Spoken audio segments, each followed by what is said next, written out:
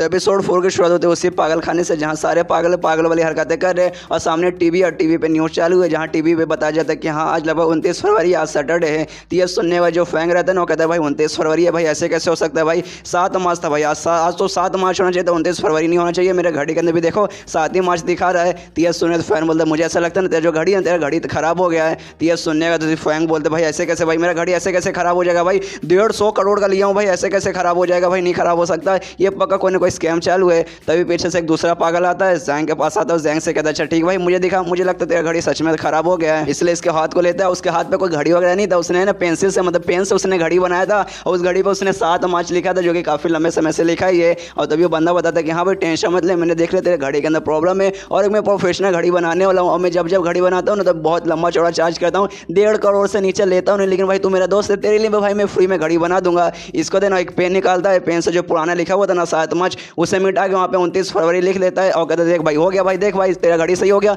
29 फरवरी इसमें लिखा हुआ है। ये देखे बस जैंग भी खुश हो जाता है, कहता है कि हाँ भाई सच में तू कमाल का है, तू सच में कमाल का है। ये सुन तो बंदा बोलता है कि हाँ यार मुझे मालूम है भाई मैं किसी से कम नहीं, मैं सच में कमाल का हूँ। उसके बाद फ्रेंडशिप होता है रात में, इसका जो घड़ी उसने बनाया था ना वो सस्ते पेन से बनाया था जिसके कारण मिट जाता है। ऐसे लगता है अरे भाई उसने मुझे धोखा दिया, उसने मेरा घड़ी सही से नहीं बनाया, उसने मुझे लूट लिया, उसने मुझे स्कैम कर लिया, उसने मेरे पैसे पूरे लूट लिए। अच्छा एक सेकंड, उसने मुझसे पैसे नहीं लिए थे तो भी उसने मुझे लूट लिया, देख भाई पूरा इतना जल्दी घड़ी टूट गया। और तब यहाँ पे ना फैन खाली उसको आराम से देख रहा है और बाजू में ना उसका सिस्टम में से एक काउंटडाउन भी चालू है, मतलब जैसे वो काउंटडाउन खत्म होगा ना कुछ कमाल का चीज़ होने वाला है और क्या होगा हमें आगे मालूम चलेगा। और तभी जो फैन है ना कोका का पैकेट लाता है, देता है जांग को, लेता है कि हाँ भाई ये पी ले भाई, ये पिएगा तो तेरा भी मन शांत हो जाएगा, तो भी निकालता वो भी पीने लगता है। ये दोनों साथ में पीते हैं जहाँ पे शांग बोलता है हाँ भाई कितना कमाल का भाई, कितना अच्छा लग रहा है। और तभी फैन बोलता है कि हाँ भाई मैं एक लड़की के बारे में बताता हूँ ना जो कि मेरे मन में हमेशा बात करती है और फिर से मुझसे कुछ बात करी थी, कुछ बोलना चाहती थी। तो ये सुनने के बाद जांग कहते कि हाँ भाई क्या बोलना चाहती थी मुझे भी बता। और यहाँ पे सच में उसके दिमाग में कोई लड़की नहीं बोल रही थी, उसका जो सिस्टम है ना उसके सिस्टम में सब आ जाता है और इसको ऐसा लगता है कि हाँ भाई कोई लड़की बोल रही है। और तब अचानक से जो काउंटडाउन था ना जो कि इससे पहले 5 था वो अब 0 हो चुका है, मतलब इसका काउंटडाउन खत्म हो चुका है।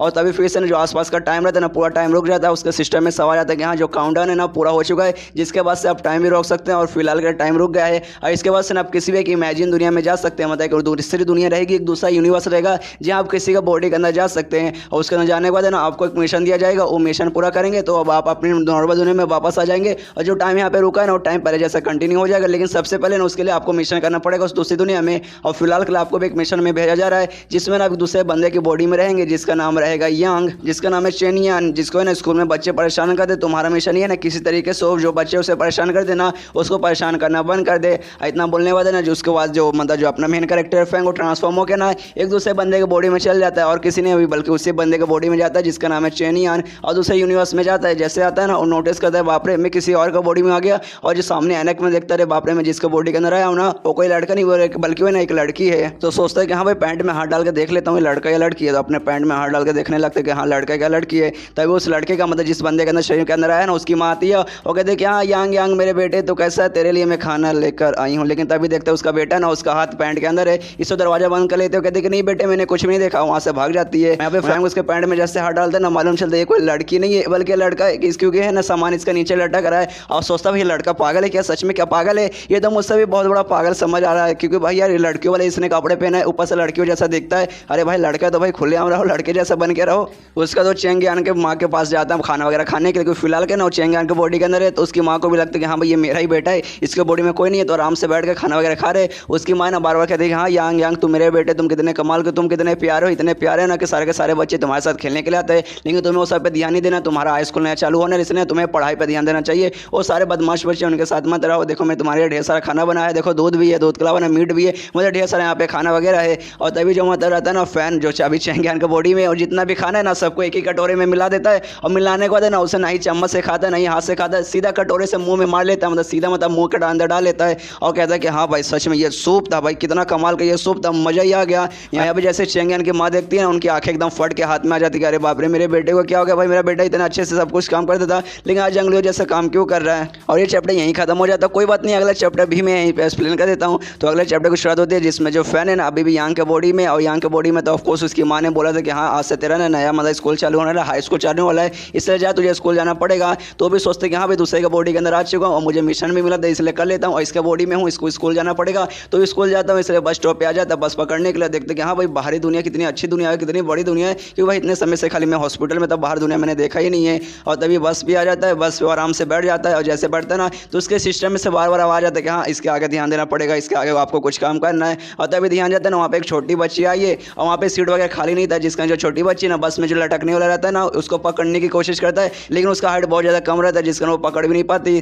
तभी जो फैन आता है ना अपने सीट से उठ जाता है, उस छोटी बच्ची को बैठा देता है। ये सुनने मतलब ये देखने होता है ना, छोटी बच्ची भी ना उसका शुक्रिया करती है, कहता है कि हाँ भैया आपका शुक्रिया, आपने मेरी बहुत अच्छे से मदद की। तभी उस बस में ना गुलाबी बाल वाला एक लड़का भी चढ़ता है जिसका नाम है ना हाउ है, और ये इसका जो चैन यान था ना ये उसी का दोस्त था। और देखते जो चैन यान है ना उसने अपना सिर एक दूसरी बच्ची को दिया है, जिसके बाद ना चैन यान के पास आता है और उससे कहता है साले चैन यान मैंने तुझसे क्या बोला था, हमेशा मेरे लिए एक सीट बुक करके रखना, जैसे मैं बस पे चढ़ूंगा मेरे लिए सीट खाली कर देना, लेकिन तूने आज मेरा सीट किसी और को दे दिया। अरे भाई मुझे ऐसा क्यों लगता है, तुझे मार खाना भाई भूल गया, तुझे कैसे हमेशा मारते, तुझे कैसे परेशान कर देते। और यही वो बच्चा जो हमेशा ना चैन यान को परेशान करता था। और लेकिन यहाँ पे ना इस बार तो चैन यान है ही नहीं, इस और फैन है, फैन को कोई फर्क ही नहीं पड़ता, ये कुछ भी बोले जा रहा है, ये खाली आराम से सुने जा रहा है और इसी घूर के खाली देखे जा रहा है उस बंदे को। तो यहाँ पे वो हाउ भी सोचता है भाई इसको क्या हो गया, भाई हमेशा तो इसकी फटती थी जब इससे मैं बात कर देता, लेकिन आज भाई इसको मतलब ये मुझे ऐसा घूर घूर के क्यों देख रहा है। और तब जो लड़का रहता है ना सीधे फैन का गला पकड़ लेता है, कहता साले तेरी हिम्मत, तुम मुझे घूर के देख रहा है ऐसे कैसे, भाई आंखें नीचे कर। और तभी उस बस के अंदर एक दूसरा आदमी चढ़ता है जिसके शरीर पर पूरा खून लगा था और ड्राइवर को चिल्ला चिल्ला के बोलते कि हाँ गाड़ी मत रोको, गाड़ी बढ़ाओ, मतलब मेरे पीछे एक पागल इंसान पड़ा है जो कि सबको ना काटे जा रहा है, सबको मारे जा रहा है, मुझ पर भी उसने अटैक किया था जिसके कारण मुझे खून निकला है।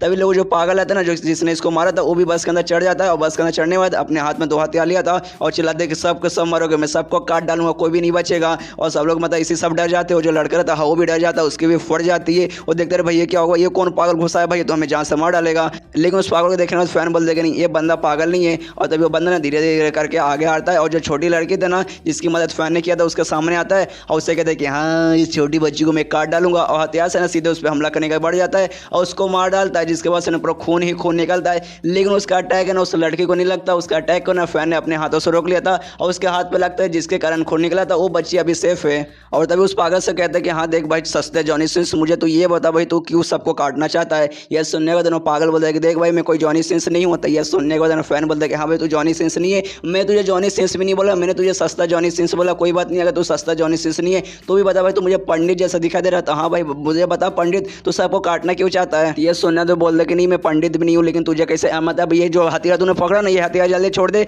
इसको छोड़ दे। लेकिन वो बोल दे कि नहीं भाई मैं नहीं छोड़ूंगा, मुझे सच सच बता पंडित तू सबको काट क्यों रहा है। और उसके हथियार को ऐसे पकड़े जा रहा है, फैन के हाथ से पूरा खून निकल रहा है। बस वाले सारे बंदे, वो छोटी लड़की, वो लड़का सब देख रहे, वो लोग भी हैरान हो रहे हैं भाई इसको क्या हो गया, भाई ये मतलब उसका हथियार को ऐसा कैसे पकड़ा है, उसका पूरा हाथ कट जाएगा। लेकिन उसका हथियार को छोड़ने का नाम ही नहीं लेता और उसे पागल के हाथ से ना उसका हथियार छीन लेता है। और छीनने के बाद जो बंदा रहता है ना टकला बंदा जो पागल, वो भी हैरान हो जाता है, सोचता है भाई ऐसे कैसे, भाई तू ऐसे कैसे कर सकता है, तुझे चोट नहीं लगता क्या, तू पागल है क्या। यहाँ पे मतलब जो बंदा सच में पगलाया नहीं, वो शायद नाटक करे फिर क्या करे, वो हमें अगले एपिसोड में मालूम चलेगा। और यहाँ पे मतलब फैन उससे कहता है कि हाँ भाई मुझे अब सवाल का जवाब दे, तो सबको काट क्यों रहा है, तो सबको मार क्यों रहा है। और ये चैप्टर यहीं पे खत्म हो जाता है। तो मिलता है अगले किसी वीडियो में, जब तक के लिए बाय बाय।